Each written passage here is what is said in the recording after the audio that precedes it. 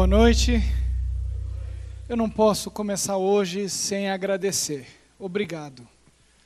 Obrigado pelo privilégio de ter estado com vocês nessa semana. Foi muito especial para mim. Eu tenho um carinho de muitos anos por essa igreja. Eu tenho o privilégio de fazer parte, uma pequena parte, mas eu tenho o privilégio de fazer parte do começo da história do Inocop. Então, para mim, é um grande privilégio atender essa igreja. Obrigado, pastor Edmar, pela oportunidade de estar junto a essa igreja durante a semana. Uma igreja tremendamente carinhosa, uma igreja muito especial, uma igreja com grande potencial, muito bonita e confortável. Que Deus seja louvado. Obrigado, anciãos, pelo carinho tão grande que eu fui recebido aqui. Obrigado a cada um de vocês que nessa semana, mesmo sendo uma semana com temperaturas um pouco extremas, ainda assim acreditou, veio, participou, se envolveu, se engajou. Muito obrigado. Mais uma vez eu quero agradecer a direção jovem, toda a equipe jovem por essa oportunidade. Eu não posso deixar de agradecer nominalmente aqui o Fábio e a Roberta, porque foi através deles que chegou o convite para mim, uma cobrança já de anos, e finalmente eu consegui pagar. Aí o Fábio hoje falou para mim que vai me deixar em paz durante 6 meses. Mas obrigado. Obrigado, é um casal que mora no meu coração. Fui pastor da família deles lá em Indaiatuba, e a gente extrapolou os limites dessa amizade, mesmo não tendo convivido juntos muito, a gente extrapolou os limites dessa amizade, e eu agradeço a Deus pela oportunidade de ter estado aqui. Obrigado a todo mundo que me recebeu, ao irmão Dino por ter me levado para almoçar, a cada um de vocês pelo carinho com que cada noite me recebiam aqui. Muito obrigado. Olha, obrigado pelos presentes, tá? Obrigado, eu vou usar com muito carinho, tá bom? E vou sempre lembrar do que eu passei aqui nessa semana. Mas o maior presente que eu vou levar, sem dúvida nenhuma, é a diferença espiritual e a reação e o carinho e a bondade que vocês tiveram ao longo dessa semana. Deus abençoe e continue abençoando esta igreja, para que essa igreja possa continuar cumprindo a missão e fazendo a vontade de Deus e levando o evangelho a todas as pessoas, não somente aqui nesse bairro, mas nessa cidade, para que Jesus possa voltar o mais breve possível. Tá bom?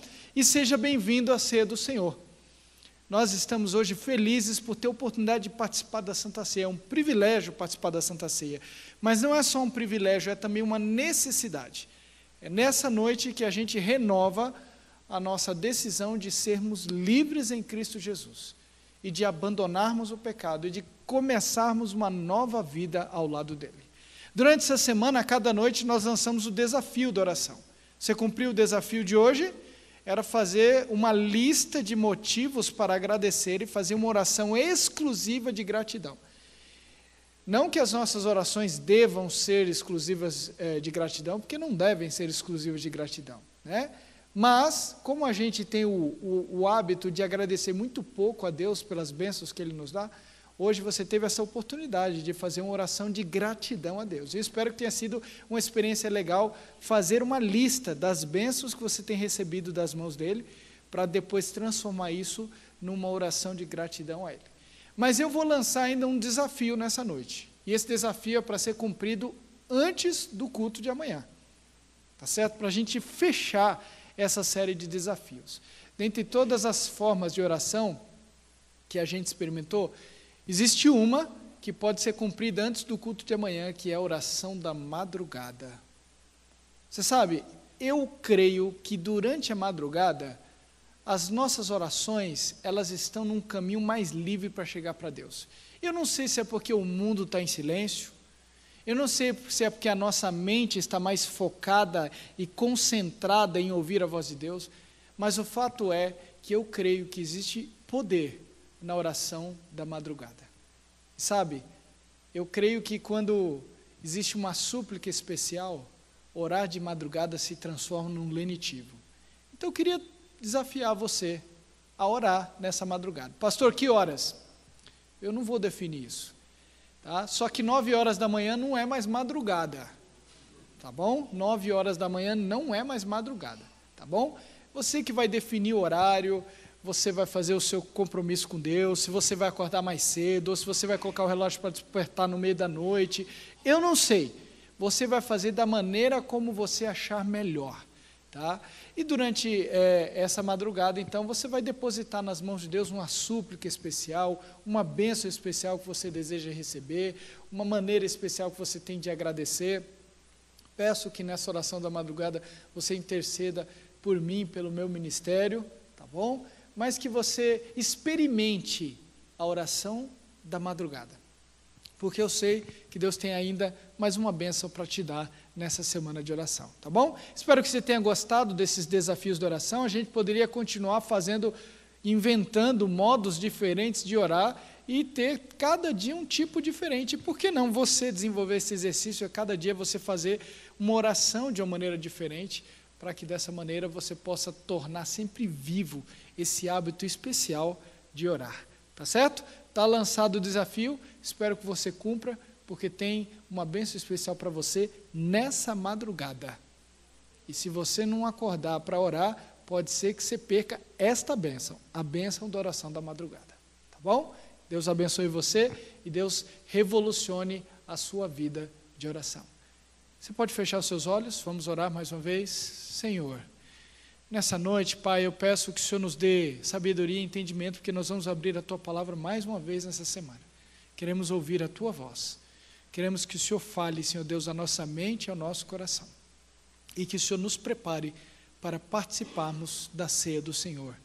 Nós louvamos o Teu nome por esse privilégio e pedimos sabedoria nesta noite, nesse momento. Fazemos isso em nome de Jesus. Amém. Muito bem. No dia 5 de agosto de 2010, foi um dia em que o mundo se comoveu diante de um drama que aconteceu no Chile, no norte do Chile, próximo a San José, uma cidade chamada São José, próximo a Copiapó. Uma mina, ela acabou colidindo, explodindo, e deixou exatamente, deixou 33 mineiros presos a 700 metros de profundidade. Imagina você que situação dramática. As idades dos mineiros eram entre 19 e 63 anos, todos homens, aprisionados, escravizados, completamente sem acesso com a superfície, a 700 metros de profundidade. A situação era tão dramática que, só para você ter uma ideia, os geólogos, os cientistas, toda a equipe que auxiliou, só encontrou evidências de que eles estavam vivos 17 dias depois do ocorrido. Ou seja, durante 17 dias, a família desses 33 mineiros viveu com aquela expectativa: o que será que aconteceu? A gente não consegue ter acesso aos nossos parentes e a gente não sabe se eles estão vivos ou se eles estão mortos. No momento em que aconteceu o desastre, a quantidade de comida que eles tinham era para cerca de 2 dias, para os 33 mineiros comerem durante 2 dias.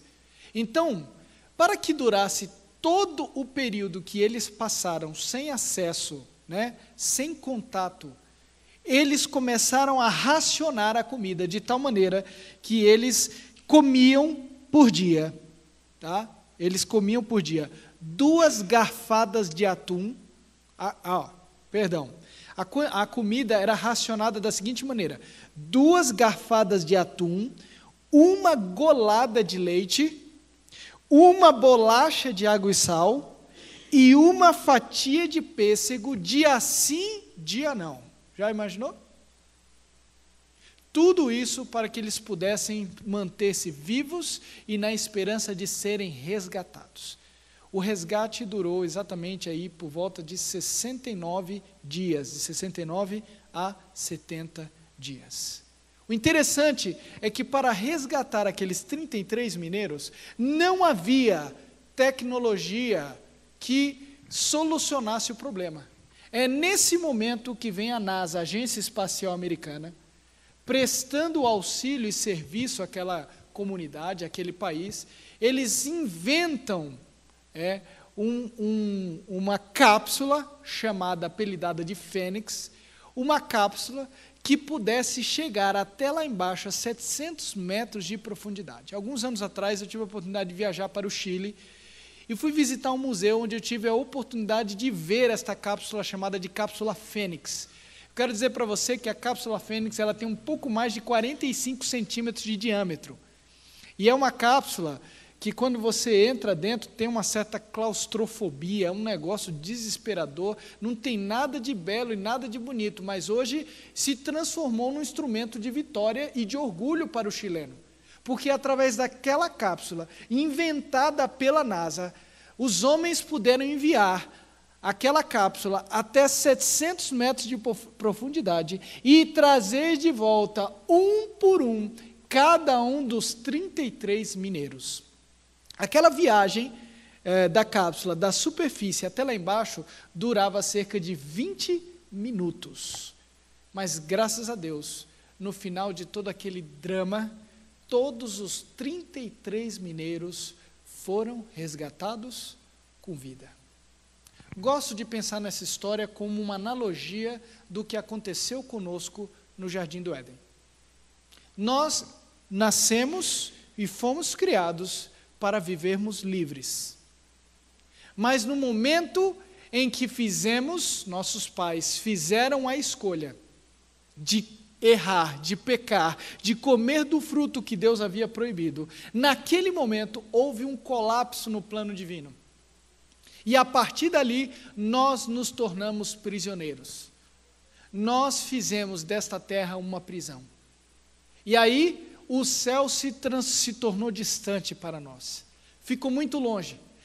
Deus para nós ficou praticamente inacessível. Fomos criados para vê-lo face a face, mas por causa do pecado, o pecado cria agora uma barreira, uma separação muito maior do que 700 metros entre a superfície e a profundidade da terra, uma distância eterna, incapaz para o homem de se salvar a si mesmo. Assim começamos essa semana de oração. Esse foi o último ato de liberdade. O último ato de liberdade foi o primeiro ato em direção à desobediência. E hoje, nessa noite, eu quero mostrar para você o primeiro ato de liberdade. Porque se a nossa história foi manchada do Éden, a nossa história foi renovada na cruz. E o Éden e a cruz, na verdade, são dois lados da nossa história, dois atos da nossa história. E eu queria nessa noite fazer uma rápida reflexão, um contraste entre o Éden e a cruz. Nossa história começa no Jardim do Éden. Logo após a criação, criados para a liberdade, para a plena felicidade. No centro do Éden, a árvore do conhecimento do bem e do mal. No centro do Éden, o único limite. Tínhamos uma liberdade limitada, mas no centro do Éden, o único limite. Ele permitiu uma brecha para dar ao homem a oportunidade de conhecer o mal. Nós convidamos o mal para esse mundo.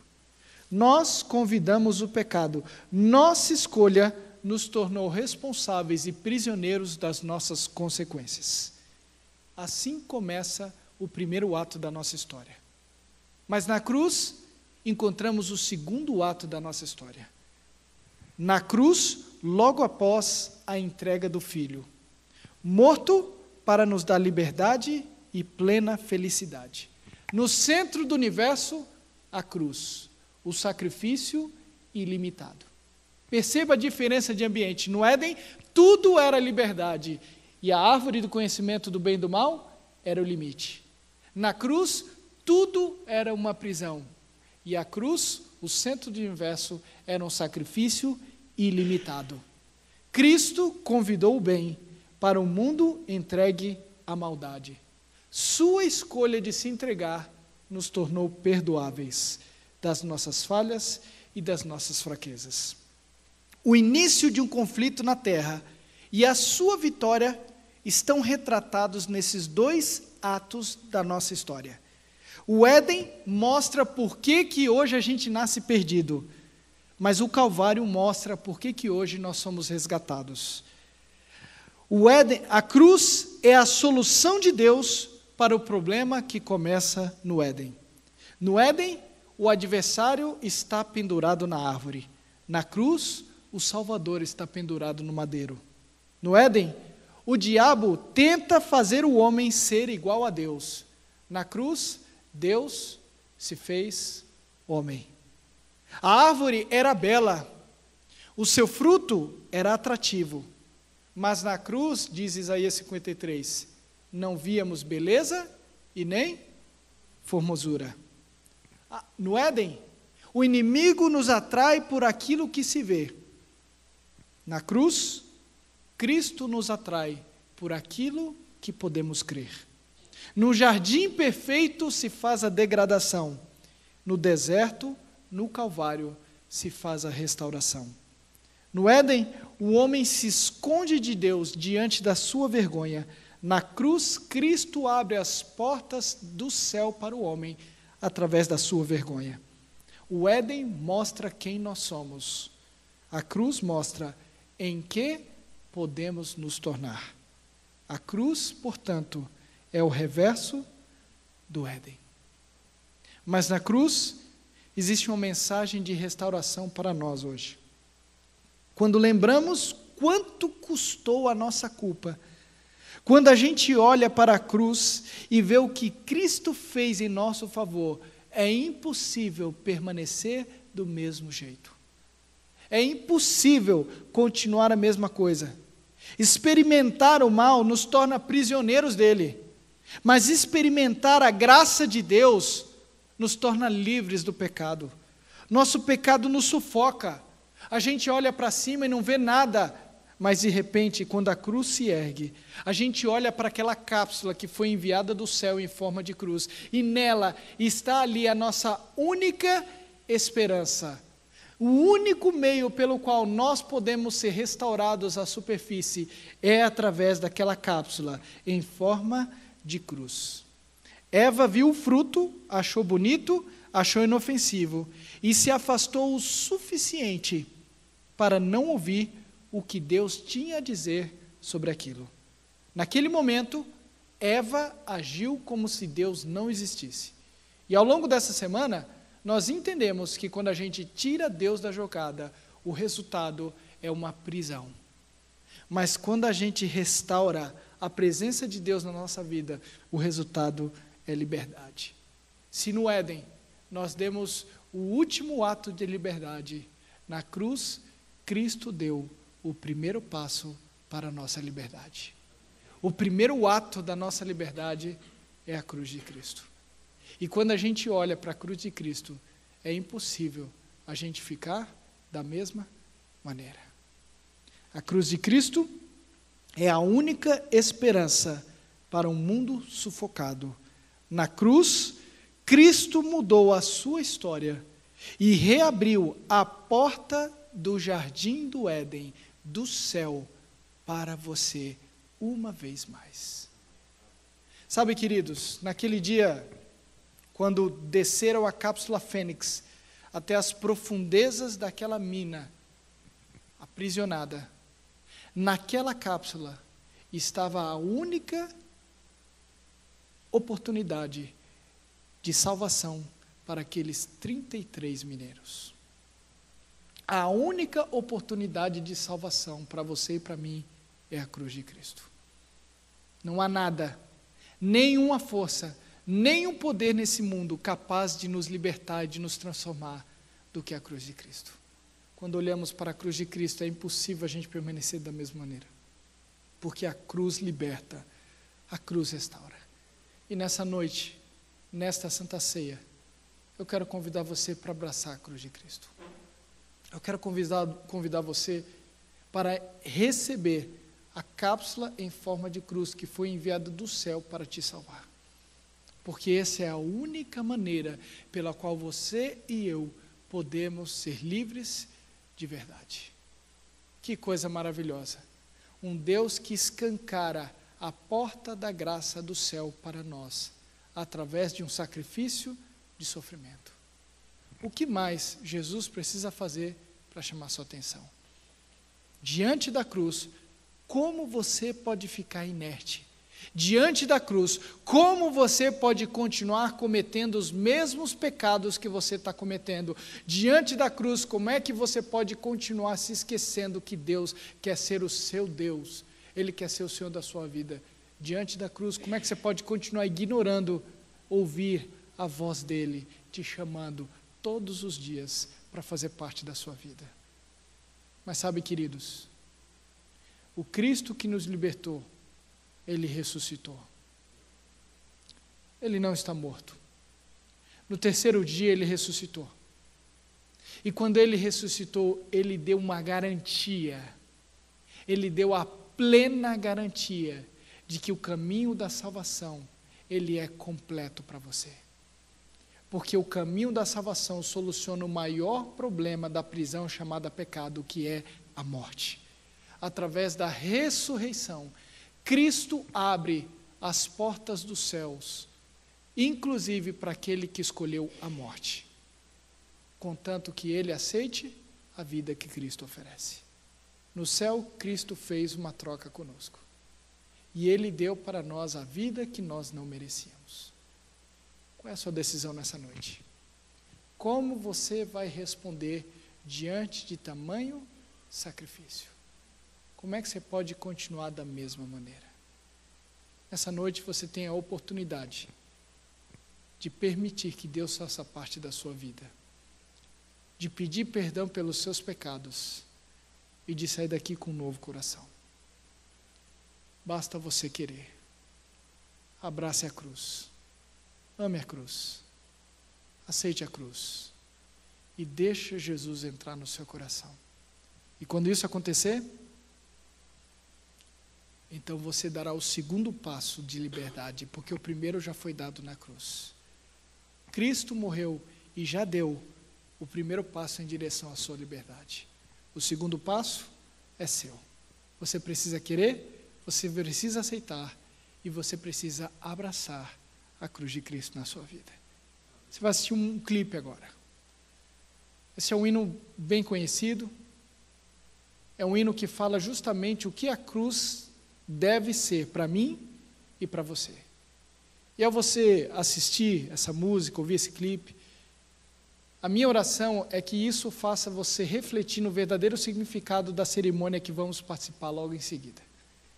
Para que Deus possa ter uma oportunidade de entrar no seu coração nessa noite, dar a você uma nova vida e fazer com que você saia daqui dessa igreja transformado e liberto de toda e qualquer artimanha do pecado. Você não gostaria nessa noite de dizer: Senhor, eu amo esta rude cruz que foi levantada por mim. Que Deus abençoe você. Que essa música possa preparar o seu coração para ser escancarado para o corpo e o sangue de Jesus ao entrar, fazer uma transformação e te dar a liberdade que você tanto precisa.